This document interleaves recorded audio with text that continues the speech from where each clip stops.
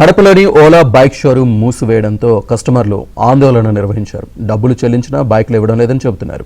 Servicing కూడా చేయడం లేదని మరికొంతమంది వినియోగదారులు అంటున్నారు. షోరూమ్ నిర్వాహకుల ఫోన్లు స్విచ్ ఆఫ్ ఉన్నాయని అంటున్నారు.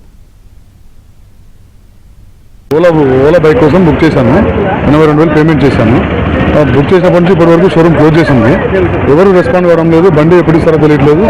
యాప్ నుంచి క్యాన్సిలేషన్ రిక్వెస్ట్ పెట్టుకుంటే 82,000కి 13,000 రిటర్న్ చేస్తామంటున్నారు. దాంతోపాటు చాలామంది వెహికల్స్ కూడా సర్వీసింగ్ ఇచ్చి చాలా ఇబ్బంది పడుతున్నారు.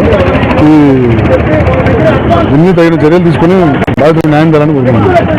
మాది రాయచోటి. మేము ఓలా ఎక్స్పోన్ కొని 1 year అయింది. బైకు సర్వీస్ పాయింట్ లేదు. సర్వీస్ పాయింట్ ఇక్కడ ఎవరు పట్టించుకోలేదు. బండి ఇచ్చి 5 నెలలు అయింది రిపేర్కు. ఇంతవరకు ఫోన్ లేదు, మాకు బండి ఇవ్వలేదు. ఇప్పటికి 5 సార్లు వచ్చాము షోరూమ్ కాడికి. మొన్న వచ్చి షోరూమ్ కాడ గొడవ చేస్తే మీరు మా దగ్గర ఏం లేదు, అంతా ఆన్లైన్ చేశారు సార్, మేము ఏం చేసేదానికి ఏం లేదు, స్పేర్ పార్ట్లు వస్తే ఇక్కడ నుంచి మేము డిస్ప్యూట్ చేయగలవాడము, బండి రిపేర్ చేసి ఇవ్వగల మాత్రమే, కానీ మా నుంచి ఎటువంటి రెస్పాన్స్ లేదు సార్ అని సర్వీస్ పాయింట్లో మెకానిక్లు చెప్తున్నారు. పైనుంచి వస్తేనే మేము చేస్తాము, లేకుంటే లేదంటున్నారు.